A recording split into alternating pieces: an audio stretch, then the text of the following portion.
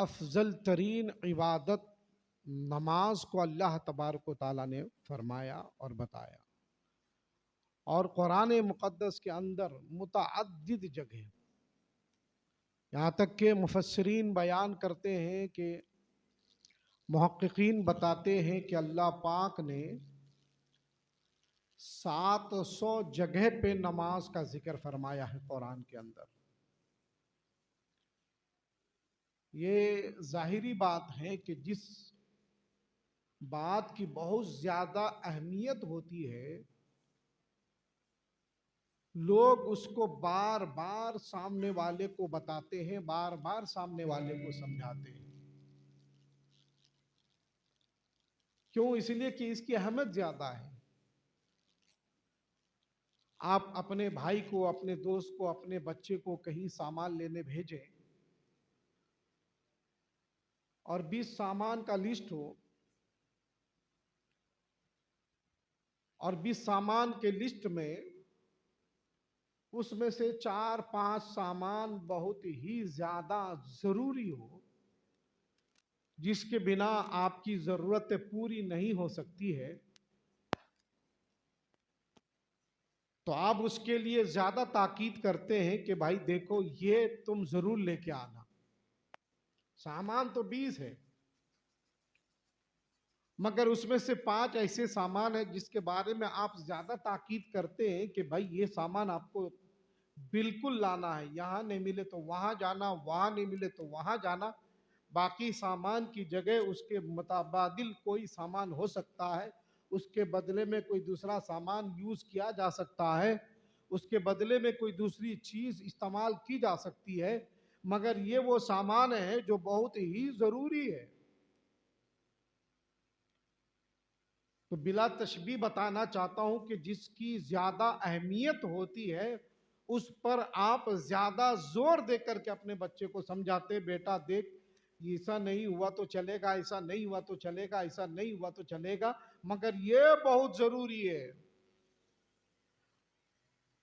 आपने घर में समझा दिया, दरवाजे से निकल के जा रहा है तो फिर भी बोल रहे देख बेटा वो सामान नहीं छोड़ना। अब वो सामान की दुकान पे चला गया तो आप पीछे से फोन लगा के पूछ रहे देख वो मिला किया क्यों? इसलिए कि बहुत जरूरी है।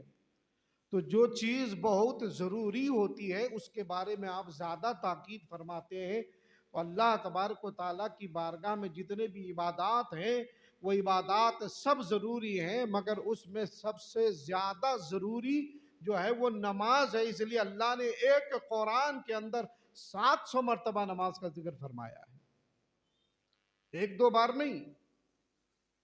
मेरे बंदे इधर से समझ नमाज को, इधर से समझ नमाज को, इधर से समझ नमाज को, उधर से समझ नमाज को, दाएं से बाएं से आगे से पीछे से। गोया नमाज की अहमियत और अफादियत को अल्लाह पाक कुरान के अंदर 700 जगह जिक्र फरमा के अपने बंदों को ये बताना चाहता है कि यकीनन मेरे रास्ते पे आने के लिए हर अच्छे काम जरूरी है, मगर उन तमाम जरूरियात में जो सबसे जरूरी है वो मेरी बारगाह की नमाज है, जिसे तुम्हें हर हाल में अदा करना है। किसी हाल में नहीं छोड़ सकते तुम उसको। जरा आप अंदाजा लगाएं, एक कुरान मुकद्दस है और 700 जगह से जायद अल्लाह पाक सिर्फ नमाज को जिक्र कर रहा है, ताकि बंदे ये समझे कि ये काम कितना जरूरी है अल्लाह के लिए, ये अल्लाह की बारगाह में कितनी अहमियत का मुतहम्मिल है।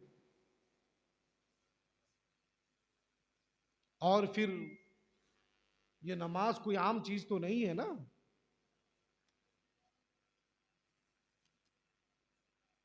जिब्रील अलैहिस्सलाम पैगाम लेके आए हज का अल्लाह के रसूल की बारगाह में। जिब्रील अलैहिस्सलाम पैगाम लेके आए रोजे का अल्लाह के रसूल की बारगाह में। जिब्रील अलैहिस्सलाम पैगाम लेके आए ज़कात का अल्लाह के रसूल की बारगाह में। और दीगर जितने उमूर हैं सारे पैगाम अल्लाह के तरफ से जिब्रील अलैहिस्सलाम लेकर के नबी की बारगाह में आ रहे हैं।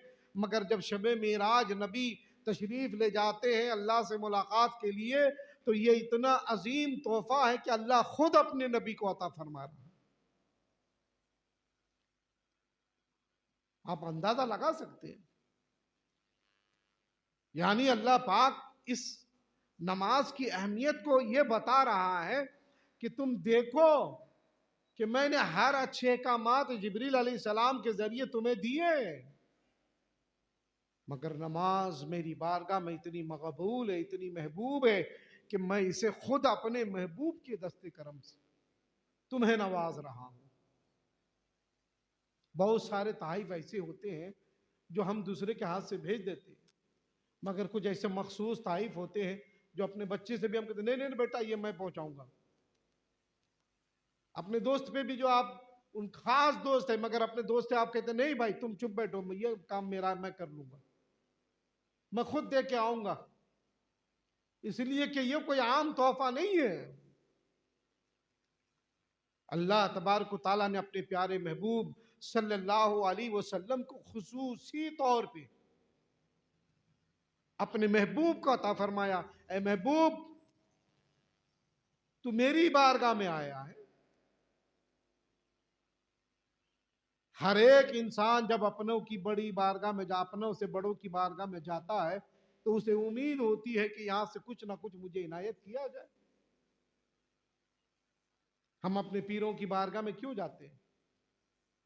ताकि वहां से मगफिरत का सामान बनाया जाए। पीर बाहयात है तो कम से कम उनकी दुआ ली जाए। एक बेटा अपने बाप के पास क्यों जाता है, सलाम क्यों करता है? बाप राजी रहे। एक मुरीद अपने पीर से वाबस्ता होता है इसलिए कि कुछ इनायत किया जाएगा। हर एक छोटा अपने अमीर से, अपने बड़ों से जो है इसलिए अपने ताल्लुकात को जोड़े रखता है ताकि वहां से कुछ ना कुछ दुआएं मिल जाए, कुछ ना कुछ इनाम मिल जाए। ऐ महबूब जब तुम मेरी बारगाह में आए हो तो मैं तुम्हें वो अजीम तोहफा दूंगा जो मैंने खास तेरी उम्मत के लिए, नमाज़ें तो और उम्मतों को भी मिली है, मगर खुसूसी तौर पे जो मोहम्मद रसूलुल्लाह सल्लल्लाहु अलैहि वसल्लम ने को अल्लाह पाक ने जो है शबे मेराज अता फरमाया कि महबूब तुम आए मेरी बारगाह में, तुमने तो अपने माथे की आंखों से मेरा दीदार कर लिया, मुझसे मुलाकात कर ली, मुझसे गुफ्तगू कर ली, मुझसे जो है क्या बोलते हैं एक दूसरे से गुफ्तगू हो गई, बातचीत हो गई मेरे महबूब। अब जब तुम जा रहे हो अपनी उम्मत के लिए, क्योंकि महबूब को तो सबसे ज्यादा प्यार अपनी उम्मत ही के लिए था ना। आप जाते हैं किसी बड़ी जगह पे, आलीशान जगह पे, तो आप जिससे प्यार करते हैं आप उसके लिए तहफ़ खरीदते हैं। ये मेरी फलानी बेटी के लिए, ये मेरा फलाना बेटा के लिए है, ये मेरी बेगम के लिए, ये मेरी माँ के लिए है। जो जिस हैसियत का मालिक होता है उसी हैसियत के मुताबिक वो तहफ़ खरीदता है, तोहफे खरीदता है और फिर अपने घर ला करके अपने घर वालों को खुश करना चाहता है। अल्लाह पाक यही चाहता था, बिला तशबीह बताना चाहता हूँ महबूब जब आप अपनी उम्मत के पास जाओगे, इसलिए कि आप अपनी औलाद से ज़्यादा अपनी उम्मत से प्यार करते हैं, आप अपने चाहने वालों से ज़्यादा अपनी उम्मत से प्यार करते हैं, आप सबसे ज़्यादा अपनी उम्मत से प्यार करते हैं। महबूब जब अपनी उम्मत के पास आप जाओगे तो अल्लाह की बारगाह से जा रहे हो तो क्या तोहफा लेके जाओगे। इसलिए मैं तुझे नमाज दे रहा हूँ, नमाज, ये नमाज लेके जा। अल्लाह अल्लाह दुनिया के हर तहफ़ को इंसान चंद दिन इस्तेमाल करके उसे ख़त्म तो कर सकता है, उसे पुराना कर सकता है, उसे जो है गर्द आलूद कर सकता है, उसे तोड़ सकता है, फेंक सकता है, मगर मैं ऐसा तोहफा महबूब तुझे अता कर रहा हूँ, अपनी उम्मत के लिए लेके जाएगा। क़यामत तक मेरे महबूब तेरे उम्मती इसको जू जू अता करते जाएंगे, इस पर अमल करते जाएंगे। जितना उस पर अमल करता जाएगा तेरा परवरदिगार उतने ही उसको निखारता जाएगा, उसके गुनाहों को माफ करता चला जाएगा। अल्लाह के रसूल सल्लल्लाहु अलैहि वसल्लम ने इसलिए फरमाया कि इतनी अजीम चीज है नमाज कि जो खुसूसन अल्लाह पाक ने मुझे दिया, इसलिए मेरी उम्मत के लिए दिया। जरा आप अंदाजा लगाएं, हमारा दिया हुआ तोहफा अगर कोई 2 दिन के बाद उठा के फेंक दे, इस्तेमाल ना करे, बाला ताक रख दे, हमारे दिए हुए को तोहफे को अगर कोई नजरअंदाज करे और हमें पता चल जाए कि हमारे दिए हुए तोहफे को हमारे फलाने दोस्त ने, हमारे फलाना चाहने वाले ने एकदम नजरअंदाज कर दिया है, कूड़े में डाल दिया है, कबाड़ी में बेच दिया उसे, तो आप अंदाजा लगा सकते हैं दिल पे क्या गुजरे, कितना मुस्तरिब होगा दिल, कितना परेशान होगा। हमने तो तोहफा समझ के दिया, सामने वाले ने कूड़े में डाल दिया। आज उम्मत ने क्या किया है, जिसको अजीम तोहफा की शक्ल में अल्लाह ने अपने महबूब के जरिए से दिया था। अता करने वाली जात क्या जात है, जिसके दस्ते करम से अता किया गया वो देने वाला भी कौन है। जो तोहफा आया वो तोहफा भी कितना अजीम है, जिस उम्मत को दिया गया ये उम्मत भी अजीम है, मगर आज उम्मत ने उस अजीम तोहफे को एकदम पसे पुष्ट डाल दिया। रसूल पाक सल्लल्लाहु अलैहि वसल्लम जब शब मिराज से तशरीफ लाए, मैं मिराज के तफसीली वाक़या कभी मिराज का मौका आएगा तो इंशाल्लाह बताऊंगा, यहाँ सिर्फ इतनी सी बात अर्ज करना चाहता हूँ कि जब रसूलुल्लाह सल्लल्लाहु अलैहि वसल्लम ने अपने उम्मत को बताया, अपने सहाबा से बताया कि अल्लाह पाक ने तुम सब के लिए तोहफा दिया है जिसे नमाज कहते, नमाज। या रसूलल्लाह ये नमाज क्या है। अल्लाह के रसूल सल्लल्लाहु अलैहि वसल्लम इरशाद फरमाते हैं कि नमाज जिस तरह मैं खुदा से हम कलाम होके आया हूं, मैं खुदा को दीदार करके आया हूं, खुदा से मुलाकात करके आया हूं, मगर मेरे सदक़े में अल्लाह तबारक व तआला ने मेरी उम्मत को ये एजाज अता फरमाया है कि जब मेरा उम्मती इस नमाज को अदा करेगा, वही काम जो मैं वहां जाके करके आया हूं, मेरा उम्मती तेरा खुदा तेरे साथ तेरे सजदे में अल्लाह करता हुआ नजर आएगा। हाँ, अल्लाह के रसूल सल्लल्लाहु अलैहि वसल्लम इरशाद फरमाते हैं कि तुम खुदा से गुफ्तगू करना चाहते हो। हाँ या रसूल अल्लाह, कौन नहीं चाहेगा। किसी बंदे का अगर अल्लाह से हम कलाम होना शर्त हो जाए, मूसा अलैहिस्सलातु वस्सलाम को कुएं तूर पे जाना पड़ता था, कुएं तूर पे, किस लिए, सिर्फ खुदा से बात करने के लिए, जबकि सारी खुदाई खुदा की है, सारी जमीन खुदा की है, चप्पा चप्पा, गोशा गोशा, कोना कोना, दरिया समंदर, पहाड़ बयाबान, रेगिस्तान, मैदान, सब खुदा का है। मगर मूसा तुझे बात करनी है तो तुम्हें कुहे तूर पे आना पड़ेगा। मौला मैं तो तेरा पैगंबर हूँ, तेरा नबी हूँ, तेरा रसूल हूँ, तुझसे हम कलाम होने के लिए कुहे तूर पे क्यों, तू तो जहाँ चाहे तू वहाँ से मुझे हम कलाम हो सकता है, मुझे शर्फ अता फरमा सकता है। इरशाद फरमाया मूसा ये इज्जत तो सिर्फ मैंने मेरे महबूब की उम्मत को अता फरमाया है, तुझे कुहे तूर पे आना पड़ेगा, ये मेरे महबूब की उम्मत को ये इजाजत अता करूंगा कि वो जब चाहे जहां चाहे मुझे सजदा करेगा, मैं उससे गुफ्तगू करना शुरू कर दूंगा। ये इजाजत तो मैं अपनी उम्मत, महबूब की उम्मत को दूंगा, मैं तुम्हें तो कुहे तूर पे ही आना पड़ेगा। मूसा कलाम करे खुदा से तो कोई तूर पे जाना पड़े, मगर ये उम्मत रसूल का मर्तबा तो देखो, इनका दर्जा तो देखो कि ये अपने घर में, अपने मोहल्ले में, अपने गली में, अपनी मस्जिद में, हदीस पाक में आका दो जहां सल्लल्लाहु अलैहि वसल्लम इरशाद फरमाते कि जब एक बंदा मोमिन नीयत बांधता है, नीयत की मैंने 2 रकात नमाज जुमा की, पीछे इस इमाम के फर्ज, पीछे इस इमाम के मुंह मेरा काबा शरीफ की तरफ अल्लाह अकबर, जो ही अल्लाह अकबर कहता है, बस अल्लाह फरमाता है फरिश्तों मेरा बंदा क्या कह रहा है, कह क्या रहा है, जबकि सब जानता है वो, उसे किस बात की खबर नहीं, किस बात का पता नहीं, सब जानता है। मगर एक बंदा अल्लाह अकबर कह रहा है, अल्लाह अल्लाह, फरिश्तों से पूछता है परवरदिगार मेरे फरिश्तों बताओ ये मेरा बंदा क्या कह रहा है। अल्लाह तेरी किबरियाई बयान कर रहा, तुझे बड़ा कह रहा। अल्लाह फरमाता है मैं ही बड़ा हूं, मेरे बंदे ने मान लिया मैं ही बड़ा हूं।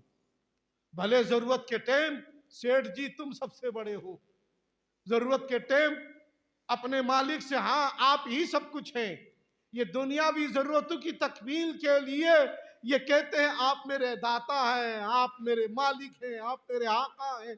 मगर जब मेरी बारगाह में आया है अल्लाह अकबर, सबसे बड़ा अल्लाह है, सबसे अजीम अल्लाह है, सबसे अजीम तर अल्लाह है। जब उसने इकरार कर लिया मेरा बंदा ये दुनियावी एतबार से जरूरतों के लिए सबको बड़ा बड़ा कहता रहा, मगर मेरी बारगाह में आके कह रहा है सबसे बड़ा तू है, मालिक तो मेरा बड़ा है, आका तो मेरा बड़ा है, दाता तो मेरा बड़ा है, सेठ तो मेरा बड़ा है, मगर है परवरदिगार तुझसे बड़ा कोई नहीं है। तो अल्लाह फरमाता है जब मुझे इसने बड़ा मान लिया है तो फिर इसकी इज्जत को इसके माशरे में बहाल कर दो, इसलिए कि जब मुझे कोई बड़ा कहता है फिर मैं उसके माशरे में उसे छोटा बन के रहने नहीं देता, मैं भी उसे बड़ा बना देता हूं।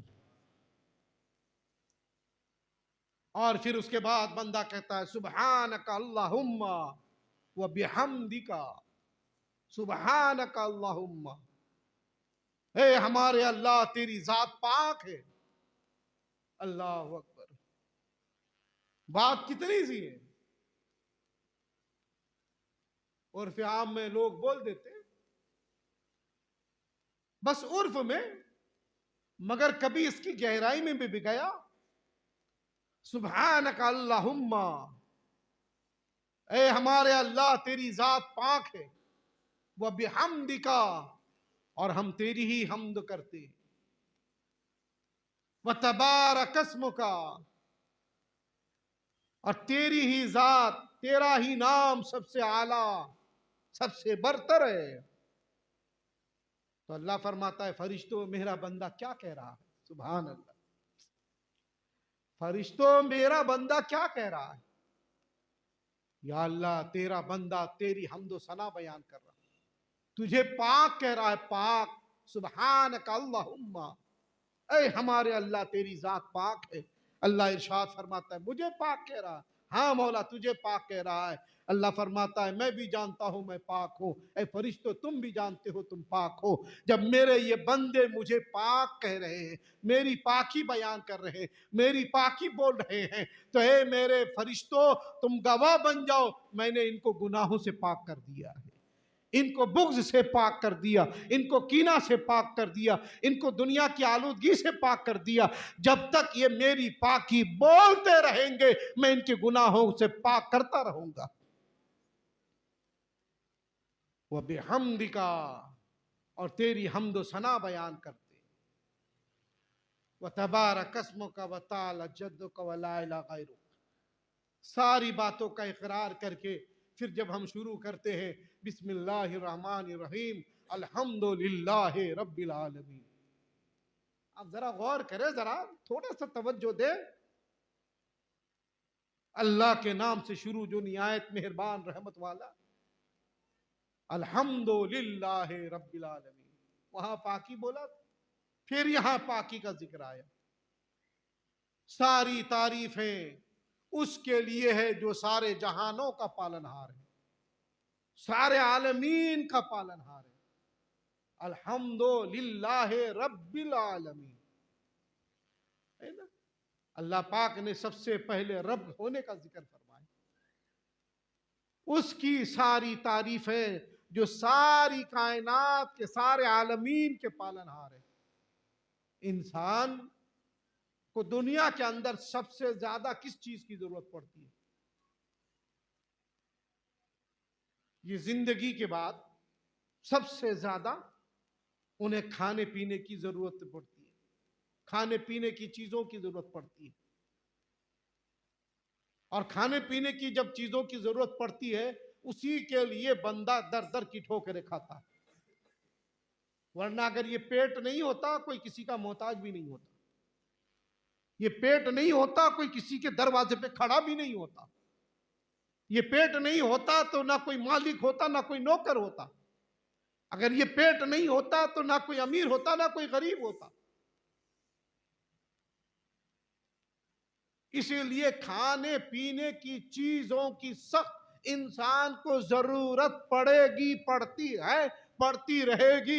इसीलिए अल्लाह तबारक व तआला ने नमाज में ला करके सबसे पहले इसी बात का जिक्र फरमाया कि तू उस रब की तारीफ बयान कर जो सारे आलमीन का पालने वाला है। जब तू हालत नमाज में खुदा की बारगाह में आके इस बात का इकरार करता है कि मेरा पालने वाला मेरा सेठ नहीं, मेरा आका नहीं, मेरा दुनिया का दाता नहीं, मेरा मालिक नहीं, मेरा नौकर नहीं, मेरा खादिम नहीं, मेरा पड़ोसी नहीं, मेरे अन्नदाता नहीं, ये सब कुछ जो है मुझे पालने वाले नहीं है, ये तो जरिए है। तेरा हकीकी पालने वाला तेरा रब है। इसलिए फरमाया अल्हम्दुलिल्लाह रब्बिल आलमीन, सारी तारीफ है उसके लिए है जो सारे आलमीन का पालने वाला है। जमीन के जर्रे जर्रे को पालने वाली जात वो अल्लाह की है।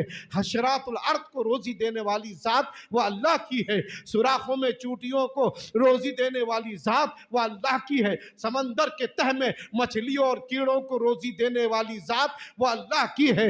इंसान में जितने भी आबादी बस्ती है वो सारी बस्तियों को रोजी देने वाली जात अल्लाह की है। यहाँ तक के चरिंद और परिंदों को रोजी देने वाली जात अल्लाह की है। यहाँ तक के जिसके पास ना कोई कारोबार, ना कोई धंधा है, ना कोई दुकान है, ना कोई फैक्ट्री है, ना कोई कारखाना है, ना कोई खेत है, ना कोई खलियान है, ना कोई जुगाड़ है, कुछ भी नहीं है, मगर अल्लाह उसे भूखा उठाता है मगर भूखा सोने नहीं देता है।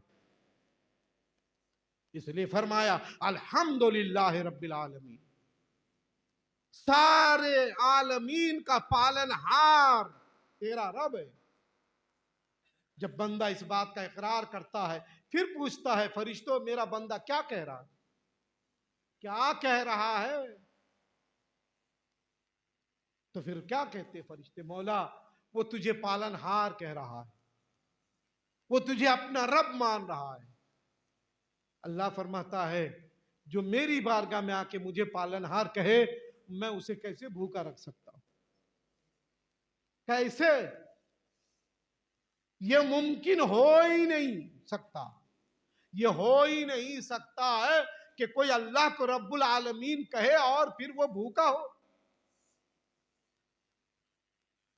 अगर कोई रब्बुल आलमीन मान के भी भूखा है तो इसका मतलब कि वो सच्चे दिल से अल्लाह को रब्बुल आलमीन नहीं मानता। हमारे अकाबरीन जो भूखे रहे, हमारे बुजुर्ग जो भूखे रहे, हमारे नबी जो भूखे रहे, वो इख्तियारी भूख थी। वो चाहते तो सारी कायनात को जमा कर सकते। रब्बुल आलमीन उलमा फरमाते हैं कि आप जानते हैं कि सिर्फ दुनिया में इंसान और इंसानों के दरमियान बसने वाले जो जानवर हैं, भैंस हो, गाय हो, कुत्ता हो, बिल्ली हो, ये बद जानवर हो, इसे ही कभी कभी भूख का सामना करना पड़ता है, इसलिए कि ये इंसानों के दरमियान रहते हैं। वरना जंगल के चरिंद परिंद, छोटे से छोटा फतिंगा आपने देखा होगा। आप चले जाइए अभी बाहर धूप में निकलिए, आप अपना सर उठाइए तो आपके सर पे कुछ बारीक से फतिंगे मुंडलाते नजर आएंगे। बहुत गौर से आपको देखना पड़ेगा। किसी जानवर के ऊपर, भैंस के ऊपर, बैल के ऊपर या किसी के सर के ऊपर बारीक बारीक से मक्खियों की तरह एकदम छोटी छोटी, जानते हैं उसे रोजी कौन देता है?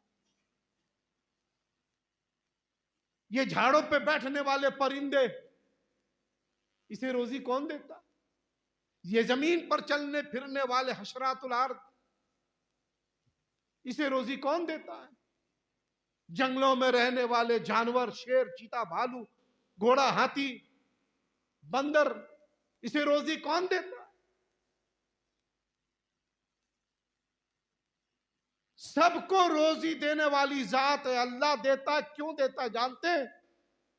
इसीलिए कि मुजद्दिद अल-फिसानी रहमतुल्लाह ताला अलैह इरशाद फरमाते, हदीस में भी जिक्र आया है, सालेहीन ने भी जिक्र किया है, साहबा ने भी जिक्र किया है, मगर मुजद्दिद अल-फिसानी फरमाते हैं कि दुनिया के अंदर कुछ नादान इंसान और जिन के सिवा दुनिया के अंदर इंसानों की सोबत में रहने वाले कुछ जानवर के सिवा हर चीज सुबह खुदा की तस्बीह में लग जाती है। जब फजर का वक्त होता है, सुबह सादिक का वक्त होता है, उस वक्त हर एक जानवर खुदा की तस्बीह करने लग जाता है, हर एक चरिंद परिंद खुदा की तस्बीह करने लग जाता है, हर एक समंदर की मछली खुदा की तस्बीह में लग जाती है, हर एक परिंदा खुदा की तस्बीह में लग जाता है। यहाँ तक कि उन्होंने हर एक की तस्बीह का जिक्र फरमाया है। मेंढक क्या तस्बीह करता है, बिच्छू क्या तस्बीह करता है, सांप क्या तस्बीह करता है, भैंस क्या तस्बीह करती है, बैल क्या खुदा की हम्दो सना बयान करता है, घोड़ा क्या बोलता है, गधा क्या बोलता है। किस तरह ये खुदा की हम्दो सना बयान करते हैं, उसी हम्दो सना की बुनियाद पर जब सुबह उठ करके वो अपने रब को याद करते हैं तो अल्लाह दिन भर उनको लिए रोजी का इंतजाम फरमाता है, उसे भूखा नहीं रखता। ये गाफिल सिर्फ इंसान है, ये इंसान, इन्हें सुबह की कोई फिक्र नहीं है। अल्लाह के रसूल सल्लल्लाहु अलैहि वसल्लम फरमाते, यमनउल सुबह यमनउर रिज़्क़ा नौमुस सुबह, सुबह तक सोने से रोजी रोक दी जाती है और हम धड़ल्ले से सोते हैं। हदीस पाक में है, अल्लाह के रसूल सल्लल्लाहु अलैहि वसल्लम इरशाद फरमाते हैं कि रोजाना सुबह सादिक के वक्त रोजी का फरिश्ता नाजिल होता है जमीन पर, आवाज लगाता है, कौन है रोजी लेने वाला, कौन है बरकत लेने वाला। अब बताइए, जिसको चाहिए वो तो सो रहा है? ये राशन की दुकान तो है ही नहीं कि सुबह जो है दुकान खुलेगी। अच्छा, राशन की दुकान भी मिसाल दूं, राशन वाले के संडे के दिन राशन की दुकान नहीं खुलती, नहीं खुलती तो आप संडे के दिन थैला लेके पहुंच जाओ, मुझे राशन चाहिए, धक्का देके निकाल देगा, पागल समझता नहीं क्या? सरकारी दुकान है ये, संडे को नहीं खुलती है। अल्लाह के रसूल ने जब बता दिया कि सुबह फरिश्ता आता है, रोजी का फरिश्ता, और नदा देता है कौन है रोजी लेने वाला, और हम सो रहे हैं। तो जब हम सो रहे हैं, हमने टाइम पे जागा नहीं, हमने हाथ फैलाया नहीं, हमने दामन खोला नहीं, फरिश्ता आया, ऐलान किया, तुमने मांगा नहीं, बीवी सोती रही, शोहर सोता रहा, बच्चे सोते रहे, भाई सोते रहे, अहबाब सोते रहे, सब सो गए, रोजे का फरिश्ता ऐलान करके चला गया। अब जब उठे, कारखाने में जा रहे हैं, बरकत नहीं है, दुकान पे जा रहे हैं, बरकत नहीं है, कार फैक्ट्री में जा रहे हैं, बरकत नहीं है, तिजारत पे जा रहे हैं, बरकत नहीं है, रोते फिर रहे हैं, धंधा नहीं चल रहा, कारोबार नहीं चल रहा है, रोजी नहीं आ रही है, परेशान हाल है। मौलाना ताबीज दे दीजिए, बाबा कुछ इंतजाम कर दीजिए। अरे जब रहमत के फरिश्ते तुझे रोजी देने आया था, जब तो तू सो रहा था, अब परेशान हाल है। काश तू उस वक्त उठ करके रोजी के फरिश्ते से रोजी ले लिया होता, हर एक का हिस्सा फरिश्ता तुझे अता कर देता। ये तेरे बेटे का है, ये तेरी बेटी का है, ये तेरा है, ये तेरी बीवी का है, ये तेरे बच्चों का है, ये तेरे अहबाब का है, ये तेरे घर वालों का है। जब सबका देके जाता, अरे जिधर भी नजर उठाता, अल्लाह तेरी नजरों में वो सराहियत और ताकत पैदा कर देता कि बस तू जाता कारोबार के लिए, दुनिया वाले तेरे तरफ झुक के चले आते। इसीलिए कि ये दुनिया वाले नहीं आ रहे हैं, बल्कि रोजी का फरिश्ता तेरे तरफ माइल करके गया है। मगर हमको तो इसका ख्याल नहीं है। हम तो जो है सबसे ज्यादा आज दीगर जरूरतों से तो हम बिल्कुल आशना है, सबसे ना आशना है तो अल्लाह की सबसे वो अजीम इबादत से ना आशना है, जिसके जरिए से सारी इबादतें कबूल होती। जानते हैं, और बात बता दूं, अल्लाह के रसूल सल्लल्लाहु अलैहि वसल्लम ने इस हवाले से कितनी ताकीद फरमाई है नमाज के ताल्लुक से, जिसको आप हम छोड़ बैठे ना, जिसकी हमें कोई फिक्र नहीं, कोई टेंशन नहीं इस ताल्लुक से। यही वजह है कि आज सबसे ज्यादा हमारे माशरे का जो बुरा हाल है, क्योंकि सबसे अहम चीज जो हमारे लिए सबसे अहम है, अगर हम उसी को छोड़ दें तो जाहिरी बात है कि उसका असर तो पूरे माशरे में पड़ेगा ही ना। मैं तो कितनी बार मिसाल देके बताता हूं कि जब आप पेपर देने जाते हैं तो सबसे पहला सवाल जिसके ऊपर लिखा होता है कंपलसरी है, ये पहला सवाल आपको देना ही देना है। आप दिए नहीं, कौन दे देगा नंबर आपको, कौन पास करा देगा? जो कंपलसरी है हमारे लिए, ये नमाज, जिसके बारे में अल्लाह के रसूल सल्लल्लाहु अलैहि वसल्लम खुद इरशाद फरमाते कि जिनकी नमाज नहीं उसका रोजा नहीं। रखे, जिसकी नमाज नहीं उसकी ज़कात नहीं दे, जिसकी नमाज नहीं उसका हज नहीं अदा करता रहे, जिसकी नमाज नहीं उसका सदका नहीं देता रहे, जिसकी नमाज नहीं उसकी दीगर इबादतें कबूल नहीं। सारी इबादतों की कबूलियत का दारो मदार अल्लाह के रसूल ने नमाज में रखा, और हम तो ये सारे काम कर रहे हैं। इस्तिताअत है तो हज को भी जा रहे हैं, साहिब निसाब बने हैं तो कुछ लोग ज़कात भी दे रहे हैं, ज्यादातर लोग नहीं दे रहे हैं, अलग बात है। सदका भी कर रहे हैं, खैरात भी कर रहे हैं, खिदमत भी कर रहे हैं, लोगों को खाना भी खिला रहे हैं, पानी भी पिला रहे हैं, इफ्तार भी करा रहे हैं, नाश्ता भी करा रहे हैं, दावत भी दे रहे हैं, सब कुछ कर रहे हैं। मगर जो सारा दारो मदार जिस पर रखा उसी को नहीं कर रहे। तो जब उसी को नहीं करेंगे तो इसका मतलब यह है कि रसूलुल्लाह ने बताया कि ये सारे आमाल तुम्हारे मुंह पे मार दिए जाएंगे अगर तुम नमाज लेके खुदा की बारगाह में नहीं जाओगे। आज हमें दुनिया की हर चीज से डर लगता है, हर चीज से। ऐसा हुआ तो ऐसा हो जाएगा, ऐसा हुआ तो ऐसा हो जाएगा, वैसा हुआ तो ऐसा हो जाएगा, सबसे डरते हैं। अगर नहीं डरते तो सिर्फ पैदा करने वाले से, उसी का डर नहीं हमारे दिल। अगर उसी का डर होता तो कभी भी उसके हुक्म की खिलाफ वर्जी करने की हमारी जसारत नहीं होती, हमारी हिम्मत नहीं हो सकती, क्योंकि वो खालिक और मालिक है, वो उसी की नाफरमानी। मगर आज धड़ल्ले से बेफिक्री के साथ हम उसकी नाफरमानी कर रहे हैं और उसका एहसास तक हमको नहीं।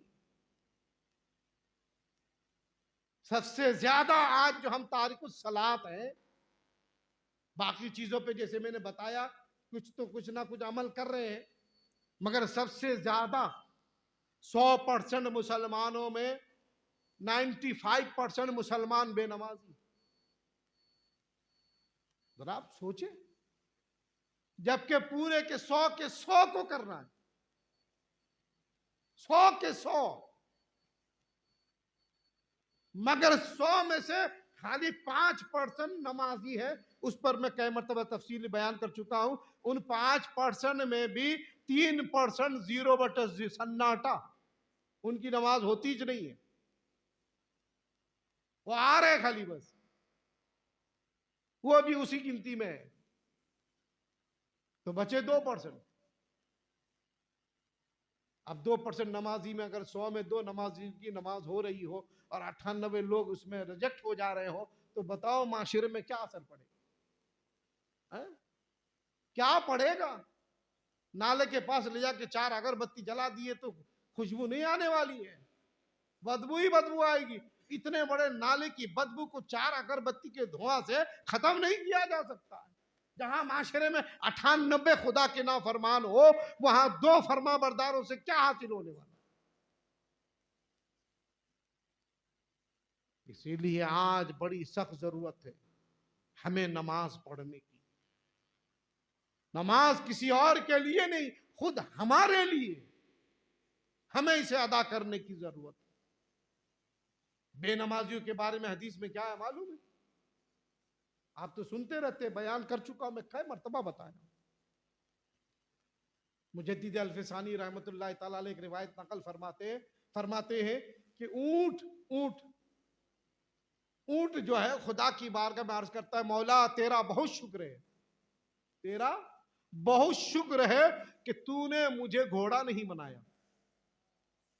ऊंट कहता है तेरा बहुत शुक्र है, क्योंकि वो अपनी बनावट पे फख्र करता है, तूने जैसा मुझे बनाया है मुझे पसंद है मौला। घोड़ा कहता है मौला तेरा बहुत एहसान है कि तूने मुझे गधा नहीं बनाया। गधा कहता है मौला तेरा बहुत एहसान है कि तूने मुझे भैंस नहीं बनाया। भैंस कहती है मौला तेरा बहुत एहसान है कि तूने मुझे बकरी नहीं बनाया, गाय नहीं बनाया। गाय कहती है मौला तेरा बहुत एहसान है कि तूने मुझे बकरी नहीं बनाया। बकरी कहती है मौला तेरा बहुत एहसान है कि तूने मुझे भेड़ नहीं बनाया। और भेड़ कहता है मौला तेरा बहुत एहसान है कि तूने मुझे सूअर नहीं बनाया, खिंजीर नहीं बनाया।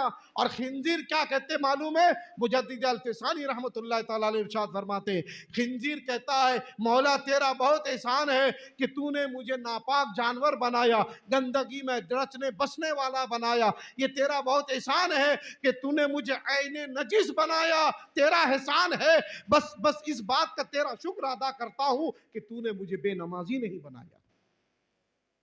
हाँ हाँ, ये खिंजीर कहता है मौला तेरा एहसान है कि तूने मुझे बेनमाजी नहीं बनाया। ये जो इंसान खिंजीर को देख के भागता है ना, ये मत समझिए कि वो डरता है, वो बेनमाजी से दूर रहना चाहता है।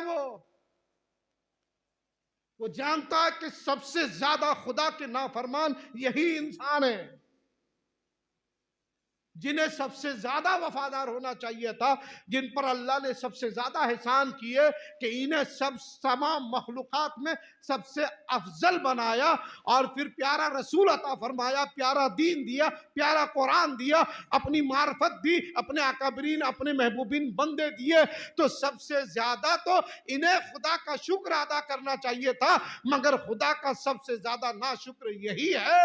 इसीलिए इनसे दूर रहना बेहतर है, इसलिए कि जमीन पर इनसे ज्यादा खुदा का नाफरमान कोई नहीं है। जानवरों की वफादारी आज हमारे साथ क्यों नहीं है? हमारे बच्चों की वफादारी क्यों नहीं है? हमारी बीवी हमसे वफादार क्यों नहीं है? बीवियों का शोहर वफादार क्यों नहीं है? माँ बाप बच्चों के हक में वफादार क्यों नहीं है? पड़ोसी पड़ोसियों के हक में वफादार क्यों नहीं है? इसलिए कि हम अल्लाह रसूल के वफादार नहीं है। इसलिए सारे जहान में जितने भी लोग पाए जाते हैं, जितने भी और इंसान और जिन पाए जाते हैं, कोई हमारे वफादार नहीं है। काश हम उनके वफादार होते, सारा जहां हमारा वफादार होता, मगर हमने उनके साथ वफा नहीं किए। जिसने हमें सब कुछ अता फरमाया, जिसने हमें सब कुछ दिया है, हम उनके वफादार नहीं है। उम्मीद लगाए बैठे मेरा बच्चा वफादार होगा, उम्मीद लगाए बैठे हमारी बीवी वफादार होगी, उम्मीद लगाए बैठे हमारे दोस्त और अहबाब वफादार होंगे, उम्मीद लगाए बैठे हमारा पड़ोसी हमारा वफादार होगा। ये मुमकिन नहीं है। अल्लाह रसूल के नाफरमानों का दुनिया में कोई वफादार नहीं होता। इसीलिए बड़ी सख्त जरूरत है हमें पाबंदी के साथ नमाजें पढ़ने की। अरे कम से कम इंसान जिस बुनियाद पर मार खा रहा हो, अरे बच्चा अगर किसी सबक को याद करने में नाकाम हो रहा हो और उस पर मार खा रहा हो, तो बच्चा उसको जोर लगा के याद करता है, दिमाग लगा के याद करता है, एक बार दो बार तीन बार चार बार पूछ पूछ के याद करता है। इसलिए कि इस पे ही हम ज्यादा मार खा रहे हैं। मुझे बताओ, आज सबसे ज्यादा हमारी रुसवाई, हमारी जिल्लत सिर्फ अल्लाह रसूल के दामन से ना वाबस्तगी की बुनियाद पर हम इतनी रुसवाई और जिल्लत झेल रहे हैं। उसके बावजूद हमारा हाल यह है कि हम अल्लाह रसूल के वफादार बनने को तैयार ही नहीं है। ये सारी रुसवाइयां झेलने को तैयार हैं, मगर अल्लाह रसूल के वफादार बनने को तैयार नहीं। बेनमाजी आज माशरे के अंदर हमें मकबूल है, बहुत लोगों को तो महबूब है। हाँ हाँ, खाली जाहिरी जबान से नमाजी आदमी को पसंद करता है आदमी, वरना रिश्ते लेके जाओ, पता चल जाए लड़का पांचों टाइम नमाज पढ़ता है, माँ कहेगी नमाज पढ़ता पांचों टाइम, तो फिर कमाएगा कब, दुकान कब देखेगा। लड़की की माँ बोलती है क्या, कितने माँ बाप बेटे को समझाते, बेटा अभी तेरी नमाज की उम्र नहीं है, तू कारोबार पे ध्यान दे, धंधे पे ध्यान दे, अच्छा कमा ले, अच्छा ये कर ले, कारोबार कर ले, मकान बना ले, शादी कर ले, उसके बाद पढ़ते रहना बेटा नमाज। माँ समझाती है। लड़की की माँ नमाजी दामाद नको, दाढ़ी वाला दामाद नको, दीन से जुड़े रहने वाला दामाद नको, पसंद ही नहीं हमको। हमने ये समझा है जो एकदम फिनिशिंग के साथ जिंदगी गुजारता है, नमाज से वास्ता नहीं, दीन से वास्ता नहीं, कुरान से वास्ता नहीं, मौलाना से वास्ता नहीं, दरगाह से वास्ता नहीं, पीर से वास्ता नहीं, किसी चीज से वास्ता नहीं, बस कारोबार धंधा धंधा कारोबार दुकानदारी, ये लाओ वो लाओ, पैसा लाओ ये लाओ, सूद का लाओ ब्याज का लाओ, अच्छा कमाया, अच्छा मकान, अच्छी गाड़ी ला, बहुत टॉप का लड़का, बड़ा मेहनती है, बहुत समझदार है, उसी को दामाद बनाया जाएगा। ये हमारा दिमाग है।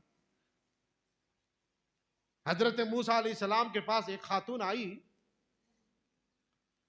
और आने के बाद बहुत रोई, इतना रोई कि मूसा अलैहिस्सलाम को रोना आ गया, बहुत रोई वो। मूसा अलैहिस्सलाम रोते रोते पूछी, मां तू इतना क्यों रोती है, बात क्या, बता तो सही।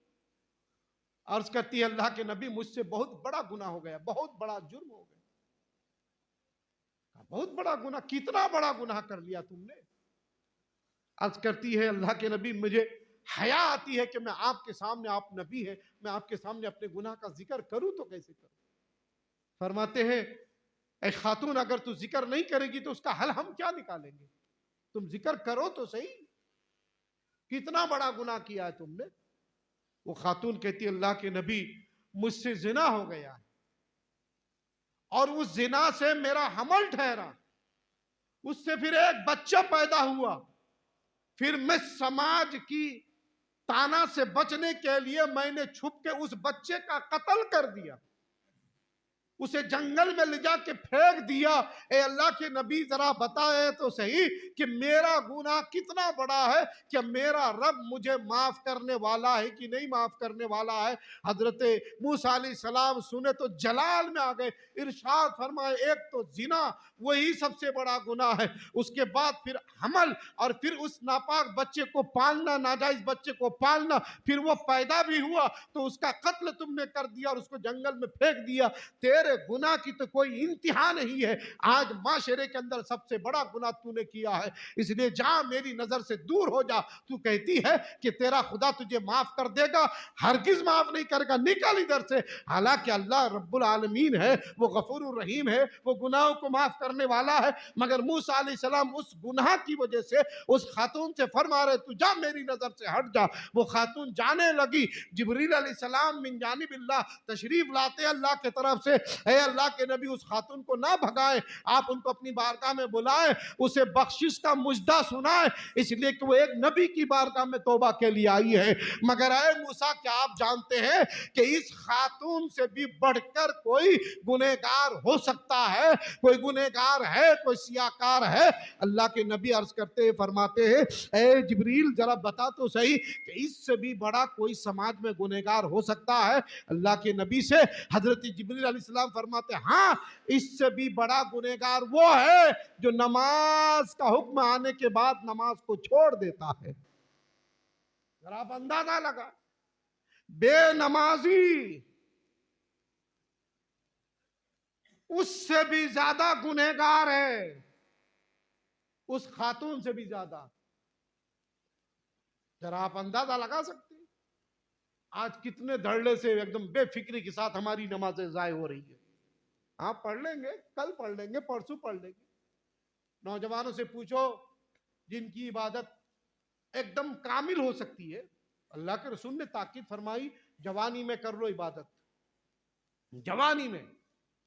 जानते क्यों? अल्लाह के रसूल फरमाते कि जवानी में हर हकनात और सकनात, हर हरकत व सकनात, जवानी में हर हरकत को सही सही अदा कर सकता है।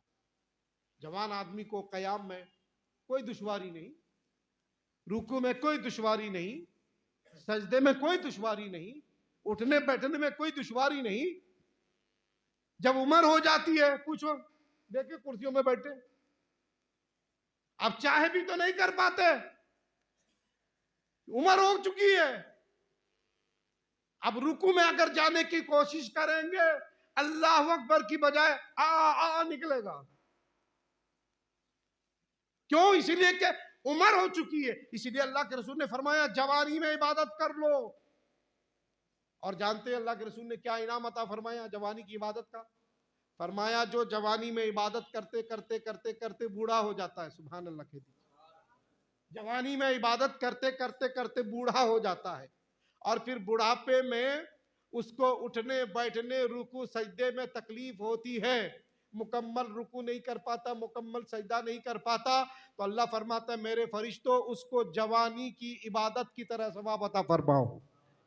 इसलिए कि ये जवानी से इबादत करते आया है, अब जब ये बूढ़ा हो गया है, मुकम्मल सारे अरकान नहीं अदा कर पा रहे हैं, मगर मेरी रहमत तो जानती है, मेरी मशीयत तो जानती है, इसीलिए इसका हर सजदा जवान का सजदा, इसकी हर रुकू जवान के रुकू, इसका हर क़याम जवान का क़याम, इसका हर कादा जवान का कादा लिखा जाएगा। इसीलिए अल्लाह के रसूल फरमाते हैं कि जवानी से ही इबादत शुरू कर दो, इसलिए कि जब इस तरह से तुम इबादत करते रहोगे, इबादत की आदत पड़ जाएगी, और जब आदत पड़ जाएगी, उम्र हो जाएगी, तो तुम्हें इबादत करने में दिक्कत नहीं होगी।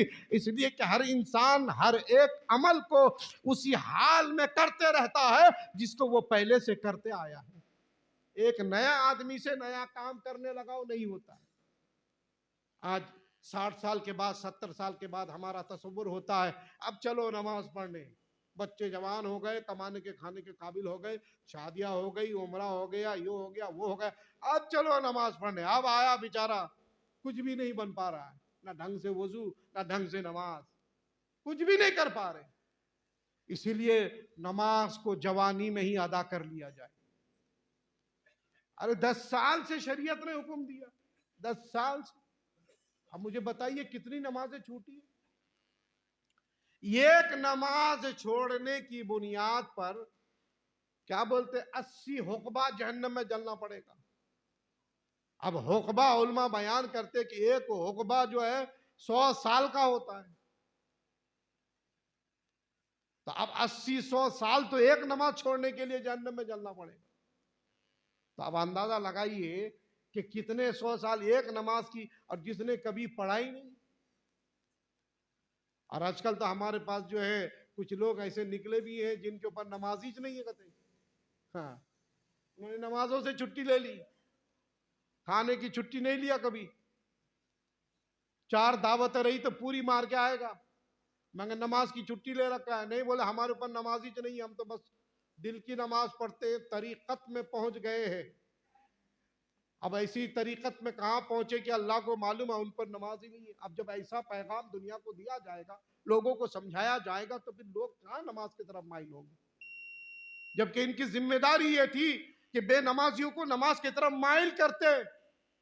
सच्चे पीर तो वो होते हैं जो कहता बेटा पहले अगर तू नमाज पढ़ तब जाके मेरा मुरीद बन, अगर तू नमाज नहीं पढ़ेगा तो मेरा मुरीद नहीं हो सकता। मगर यहां कहते हैं नमाज खाली पीर साहब का झूठा पी लो, बस झूठा खा लो, बेड़ा पार हो गया। पीर साहब का बेड़ा पार हो या ना हो, मुरीद का हो जाएगा। पीर साहब भले कहीं अटक जाए, है ना। तो ये हाल है हमारा। इसीलिए माशरे में सबसे ज्यादा हमें सख्त जरूरत है नमाज की पाबंदी की, कि हर एक घर में हर एक आदमी नमाज की पाबंदी करे। हर साल सुनते हैं, हाँ? इमाम आजम का फतवा क्या है जिस इमाम को हम मानते हैं? फरमाते हैं जब तक बेनमाजी नमाज का आदी नहीं बन जाए उसको कैद खाने में डाल दो, उसको भूखा रखो, प्यासा रखो, उसको नमाज का आदी बनाओ, कैद खाने में, जेल में बंद कर दो उसको। जब नमाज का पाबंद बन जाए तभी जेल से उसको छोड़ो। ये इमाम आजम का फतवा है। इमाम शाफी फरमाते हैं बेनमाजी को कत्ल कर दो, इसलिए कि बेनमाजी माशरे का सबसे मनहूस इंसान होता है, उसे माशरे में रहने का हक नहीं है, उसे कत्ल कर दो, कत्ल। इमाम शाफी का यही फतवा है। इमाम मालिक का भी फतवा है, उसे कैद किया जाए, उसे दुर्रे मारा जाए, कोड़े मारा जाए। इमाम अहमद बिन हंबल का भी यही फतवा है, बेनमाजी को कैद किया जाए। और गौसे आजम का फतवा है बेनमाजी को मर जाए तो उसका जनाजा ना पढ़ा जाए, उसको मुसलमान के कब्रिस्तान में दफन ना किया जाए। ये गौसे आजम फरमाते हैं। बड़ी 11वीं खाई हमने, 4-4 एक रात में तो 5-5 11वीं खाई लोगों ने। बड़े पक्के गौसे आजम के दीवाने। और नमाज बोले तो एक टाइम की नहीं। और गौसे आजम फरमाते 11वीं खाने से मुसलमान के कब्रिस्तान में दफन नहीं हो सकता, नमाज नहीं पढ़ेगा। जानते क्यों? आप कहोगे मौलाना ये कैसी बात कर रहे हैं आप, एक मुसलमान अगर मुसलमान बन के मर गया उसका जनाजा पढ़ने की शरीयत में तो हुक्म है। हाँ है, मगर गौसे आजम ने ये फतवा इसलिए दिया ताकि बेनमाजियों को सबक हासिल हो। एक बेनमाजी का सब जनाजा छोड़ दे, कोई भी ना पढ़े, उसका बेटा भी ना पढ़े, उसका बाप भी ना पढ़े, उसका चचा भी ना पढ़े, उसका भतीजा भी ना पढ़े, उसके गली वाले पढ़े ना उसके मोहल्ले वाले पढ़े, कोई ना पढ़े, दूसरे दिन से सारे मोहल्ले वाले नमाज पढ़ना शुरू कर देंगे। करेंगे कि नहीं करेंगे? आज मैं आपकी कल्याणी की बात कर रहा हूं। एक जनाजा खाली आप छोड़ दीजिए, भाई ये बेनमाजी हम नहीं पढ़ेंगे, भाई इनकी नमाज जनाजा। शरीयत का हुक्म तो है कि भाई जनाजा पढ़ सकते हैं, मगर नहीं पढ़ेंगे इसलिए कि बेनमाजी है, इसलिए कि गौसे आजम ने फरमाया है, हम गौसे आजम की बात मानेंगे। कल से लोग नमाज पढ़ना शुरू, मगर हमारे को उससे क्या मतलब है? हमारे तो उसका वलीमा खाना है, उसका चिल्ला खाना है, उसका दौम खाना है, उसका चहलुम खाना है, उसका शादी खानी है, उसके रजा के बेड़े खाने हैं, उसकी 11वीं खानी है। हमें तो इससे मतलब है, नमाज पढ़ता कि नहीं, जहन्नम में जाता कि नहीं, हमको उससे क्या करना। नहीं भी कहा तो धकेल के भेज देंगे, हम तो वो प्लान में। लिल्लाह संभालिए अपने आप को, संभालिए अपने आप को, नमाजी बन जाइए। नमाज के बिना कोई काम अल्लाह की बारगाह में कबूल नहीं है। नमाज पढ़िए इसलिए कि यह हमारा सेवा है, अल्लाह ने हमें अता फरमाया है नमाज। अल्लाह ने गैरों को यह तोहफा नहीं दिया, हमें दिया, हमें।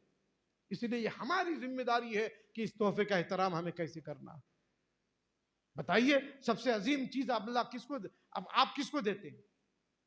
अरे आप अपने घर में जब दस्तरखान लगाते हैं, आपके 4 बच्चे बैठे हैं, तो मुर्गी का रान आप उस बेटे को देते हैं जो आपके सबसे ज्यादा काम आता है। लेग पीस उसको उठा के देने की कोशिश करते हैं, ये बेटा मेरा बड़ा काम का है, बहुत प्यार करते हैं हम इससे। तो सबसे अजीम चीज आप अपने उस बेटे को देना चाहते हैं जो आपका सबसे प्यारा है। अल्लाह हमसे कितना प्यार करता है कि उसने सबसे अजीम तोहफा अपने रसूल के सदक़े में हमें अता फरमाया। कितना प्यार करता है वो हमसे, और उसमें हमको लगता क्या है? आधा घंटा, 15 मिनट, 20 मिनट, उससे ज्यादा तो लगता नहीं। बाकी तो फरमाया फंतशिरू फिल अर्द, फैल जाओ जमीन में रोजी कमाने के लिए। अल्लाह ने कभी नहीं कहा रोजी मत कमाओ, बस नमाज पढ़ो 5 वक्त की। अल्लाह हम सबको तौफीक अता फरमाए। अल्लाह तबारक व तआला की बारगाह में दुआ है, अल्लाह हम सबको सच्चा पक्का मोमिन मुसलमान बना के रखे और हालत ईमान से हमको उठाए। वाखिर दावाना अनिल हम्दुलिल्लाहि रब्बिल आलमीन।